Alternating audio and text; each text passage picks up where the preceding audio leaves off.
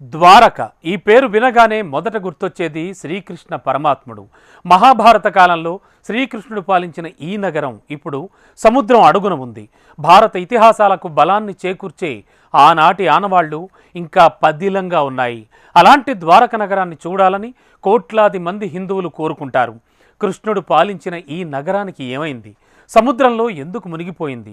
అసలు ఆ రోజు ఏం జరిగింది? ఇలాంటి ఆసక్తికర ప్రశ్నలకు సమాధానాలు తెలుసుకోవాలనుకుంటారు. కానీ అది సముద్రంలో మునిగి ఉండడం వల్ల సందర్శించే అవకాశం లేకుండా పోయింది. అయితే ఇప్పుడు ఆ సమస్య లేదు. శ్రీకృష్ణుడు పాలించిన ద్వారకను దగ్గర నుంచి చూసేందుకు గుజరాత్ సర్కార్ ఏర్పాట్లు చేస్తోంది. అన్నీ అనుకున్నట్టు జరిగితే శ్రీకృష్ణ జన్మాష్టమి రోజునే ద్వారకను సందర్శించవచ్చు. ఇంతకు సాగరంలో ఉన్న ద్వారకను సందర్శించడానికి గుజరాత్ సర్కార్ చేస్తోన్న ఆ ఏర్పాట్లేంటి? శ్రీకృష్ణుడు పాలించిన ద్వారకను సందర్శించే టైం వచ్చిందా? ద్వారకను సందర్శించేందుకు గుజరాత్ చేస్తున్న ఏర్పాట్ల ఏంటి? సబ్మెరైన్ సర్వీస్ అందుబాటులోకి వస్తే ఆ మిస్టరీ వేడుతుందా? 6 విభాగాలు, 9 లక్షల భవనాలు, లక్షలాది మంది ప్రజలు, స్వయంగా భగవంతుడు పాలించిన నగరం. సమస్య అంటే ఏంటో తెలియని రాజ్యం. అలాంటి నగరమంతా కలిపి క్షణాల్లో మాయమైపోయింది. ఏం జరుగుతుందో తెలిసేలోపే సముద్రంలో కలిసిపోయింది. అదేం ఇంజనీరింగ్ తప్పిదం కాదు. హిందూ పురాణాల ప్రకారం అదే విధి. ఆ నగరమే శ్రీకృష్ణుడు ఏలిన ద్వారక. గుజరాత్ తీరంలో ఉండే ఈ నగరం కోట్లాది మంది హిందువులకు అత్యంత పవిత్రమైంది. అంతరిక్షాన్ని సైతం అందుకున్న శాస్త్రవేత్తలకు మాత్రం అంతు చిక్కని మిస్టరీ. అలాంటి నగరాన్ని సందర్శించే అవకాశం వస్తే ఆ అవకాశాన్ని వదులుకోవడానికి ఏ ఒక్కరూ సిద్ధపడరు. అందుకే గుజరాత్ సర్కారు ద్వారక చూపిస్తాం రారండి అని పిలుస్తోంది. అరేబియా సముద్రంలో 40 మీటర్ల లోతున ఉన్న ద్వారక ఇప్పటి వరకు శాస్త్రవేత్తలకు మాత్రమే దర్శనమిచ్చింది. ఇప్పుడు గుజరాత్ సర్కారు ఏర్పాటు చేయబోతున్న సబ్మెరైన్ సర్వీసులతో సామాన్యుడు కూడా ద్వారకను సందర్శించొచ్చు. అన్ని అనుకున్నట్టు జరిగితే వచ్చే ఏడాది శ్రీకృష్ణ జన్మాష్టమి లేదా దీపావళి రోజున ద్వారక సందర్శన ప్రారంభమవుతుంది. ఈ టూరిజం సబ్మెరైన్ లో ఒకేసారి 24 మంది పర్యాటకులు ప్రయాణించొచ్చు. టూరిస్టులతో పాటు 2 పైలట్లు, 2 డైవర్లు, టెక్నీషియన్, గైడ్ కూడా ఉంటారు. అరేబియా సముద్రం లోపల 300 అడుగుల వరకు ప్రయాణించనున్నట్టు పర్యాటక శాఖ అధికారులు వెల్లడించారు. సముద్రం లోపల ద్వారక నగర శిథిలాలు, అరుదైన సముద్ర జీవాలను చూసేలా ఏర్పాటు చేస్తున్నారు. నిజానికి ద్వారక గురించి ఎంత తెలుసుకున్నా తెలుసుకోవలసింది మిగిలే ఉంటుంది. ద్వారక చరిత్ర కూడా అంతే ఆసక్తికరంగా ఉంటుంది. ద్వారక గురించి మహాభారతం, శ్రీమద్ భగవద్గీత, హరివంశం, అలాగే స్కంద పురాణం, విష్ణు పురాణంతో సహా అనేక గ్రంథాలలో ప్రస్తావన ఉంది. హిందువులు అతి పవిత్రంగా భావించే చార్ధాములో ద్వారక ఒకటి. ద్వారక అంటే అనేక ద్వారాలు కలది అని అర్థం. వేదవ్యాసుడు రాసిన మహాభారత కావ్యంలో ద్వారకను ద్వారావతిగా పేర్కొన్నారు. ఈ నగరం గుజరాత్ లోని పశ్చిమ తీరంలో ఉంది. కృష్ణుడు మధురలో కంసుణ్ణి సంహరించాడు. దీంతో మగధ రాజైన జరాసంధుడు మధురపై అనేక దండయాత్రలు చేశాడు. దీంతో కృష్ణుడు తనతో ఉన్న యాదవులను ద్వారకకు తరలించాడు. అనంతరం సముద్ర గర్భంలోని దీవుల సమూహాలన్నీ కలిపి అద్భుతమైన ద్వారకా నగరాన్ని నిర్మించారు. ద్వారక సంయుక్త రాజ్య సమాహారంగా ఉండేదని పురాణాలు చెబుతున్నాయి. అంధకులు, వృష్టులు, భోజులు ఇందులో భాగస్వాములు. ద్వారకను పాలించిన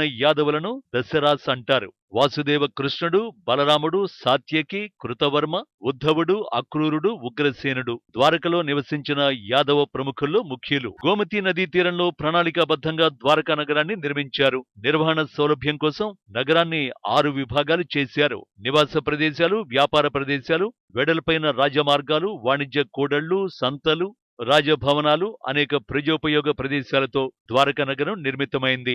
రాజ్యసభ మంటపం పేరు సుధర్మ సభ. ఇక్కడ రాజు ప్రజలతో సమావేశం జరిపేవారు. అందమైన కట్టడాలతోనే కాదు, ప్రకృతి సోయగాలతో నగరం స్వర్గాన్ని తలపించేదని చరిత్ర చెబుతోంది. సముద్ర తీరంతో ఆ ప్రాంతం ఆహ్లాదకరంగా ఉండేది. కురుక్షేత్ర యుద్ధం జరిగిన 16 సంవత్సరాల తర్వాత ఈ నగరం సముద్ర గర్భంలో కలిసిపోయింది. పురాణాల ప్రకారం మహాభారత యుద్ధం క్రీస్తుపూర్వం 3138లో జరిగింది. ఆ తర్వాత 36 ఏళ్లు శ్రీకృష్ణుడు ద్వారకలో నివసించాడు. కృష్ణుడి తర్వాత యాదవరాజులు పరస్పరం తమలో తామే కలహించుకోవడం వల్ల సామ్రాజ్యం పతనమైనట్టు చెబుతారు. యాదవ కులం కూడా అంతఃకలహాలతో నశిస్తుందని గాంధారి శపించింది. యాదవ సామ్రాజ్య పతనం తర్వాత బలరాముడు యోగం ద్వారా దేహాన్ని త్యజించాడు. కృష్ణుడు అరణ్యాలకు వెళ్ళాడు, అక్కడి నుంచి నేరుగా స్వర్గానికి వెళ్ళాడని మహాభారతంలో ఉంది. అయితే ఒక బోయవాడి బాణం వల్ల కృష్ణుడు గాయపడి దేహాన్ని త్యజించాడని మరికొన్ని పురాణాల్లో ఉంది. శ్రీకృష్ణుడు 120 ఏళ్లు జీవించినట్టు చరిత్ర చెబుతోంది. ఆయన నిర్యాణం చెందగానే సముద్రంలో భారీ ప్రళయం ఏర్పడి ద్వారకను ముంచెత్తిందని, ఆ రోజు సముద్రుడు ఉవ్వెత్తున ఎగసిపడటం తాను కళ్లారా చూశానని అర్జునుడు మహాభారతంలో పేర్కొన్నాడు. ద్వారక సముద్రంలో మునిగిన రోజు గురించి మన పురాణాల్లో చాలా స్పష్టంగా రాసి ఉంటుంది. ప్రళయానికి ముందు భారీ గాలులు వీచాయి. ప్రజల నివాసాల్లో మట్టి పాత్రలు వాటికవి పగిలిపోవడం మొదలైంది. భారీ విపత్తుకు ఇవి సంకేతాలని భావించిన శ్రీకృష్ణుడు అందరినీ సమావేశపరిచి పవిత్ర సముద్ర స్నానం చేయాలని ఆదేశించాడు.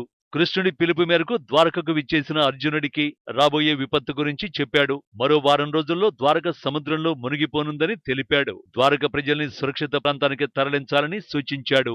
ఆ తర్వాత శ్రీకృష్ణుడు అరణ్య బాట పట్టడం, ప్రాణాలు త్యజించడం జరిగిపోయాయి. దీంతో అర్జునుడు శ్రీకృష్ణ బలరాములతో సహా యాదవులందరికీ అంత్యక్రియలు నిర్వహించి ద్వారక ప్రజలను, సంపదను వాహనాల్లోకి ఎక్కించి సురక్షిత ప్రాంతానికి తరలించాడు. వారంతా అలా నగరాన్ని దాటగానే సముద్రుడు ఉగ్ర రూపం దాల్చాడు. ఉవ్వెత్తున ఎగిసిపడుతూ క్షణాల్లో ద్వారక నగరాన్ని ముంచెత్తాడు.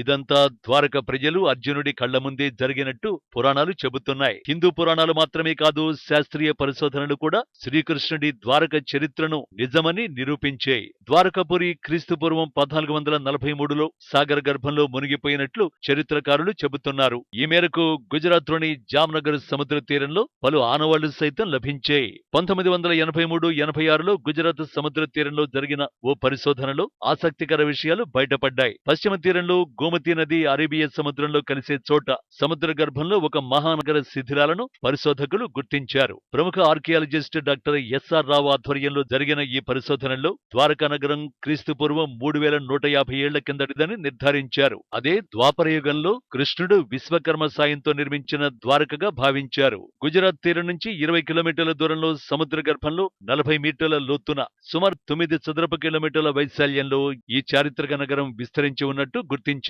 క్రమబద్ధమైన నిర్మాణాలకు సంబంధించిన రాతి కట్టడాల ఫోటోలు విడుదల చేశారు. 2001 నుంచి 2004 వరకు జరిగిన పరిశోధనల్లో ఎన్నో ఆధారాలను సేకరించారు. మరోవైపు శాస్త్రవేత్తలు వెలికితీసిన అవశేషాల్లో కూలిన నిర్మాణాల శిథిలాలు, కుండలు, పూసలు, శిల్పాలు, కొన్ని మానవ ఎముకలు ఉన్నాయి. అవి వేల సంవత్సరాల క్రితానికి చెందినవి. వారి నాగరికత కూడా సుమేరియన్ నాగరికత, ఈజిప్షియన్, చైనీస్, హరప్పా నాగరికతల కంటే కూడా అతి ప్రాచీనమైనది, ఆధునికమైనదిగా సైంటిస్టులు తేల్చారు. అప్పట్లో మహాసముద్రాల్లో ఏర్పడిన భారీ సునామీల కారణంగా కొన్ని ప్రాచీన నగరాలు సముద్రంలో మునిగిపోయినట్టు చరిత్ర చెబుతుంది. ఆ ప్రకారం సుమారు 9.5 వేల సంవత్సరాల క్రితం, అంటే ఈ కాలం ద్వాపరయుగం నాటిదే అని పురాణాలు చెబుతున్నాయి. కాబట్టి ద్వారకా నగరం నిజమేనని సైంటిస్టులు సైతం అంగీకరించే పరిస్థితి. అయితే కొందరు మాత్రం ద్వారక విషయంలో మరిన్ని పరిశోధనలు అవసరమని అభిప్రాయపడ్డారు. అయితే ప్రభుత్వం నిధులు విడుదల చేయకపోవడంతో ఆ పరిశోధనలు మధ్యలోనే నిలిచిపోయాయి. సబ్మెరైన్ సర్వీసుల ద్వారా ద్వారక సందర్శనకు ఏర్పాట్లు చేయడంతో ఆ నిధులను ద్వారక పరిశోధనలకు వినియోగిస్తే మరిన్ని ఆధారాలు లభిస్తాయని సైంటిస్టులు అభిప్రాయపడుతున్నారు. ఆ దిశగా ప్రభుత్వాలు చర్యలు తీసుకుంటే మన నాగరికతను ప్రపంచానికి చాటిన వారం అవుతాం.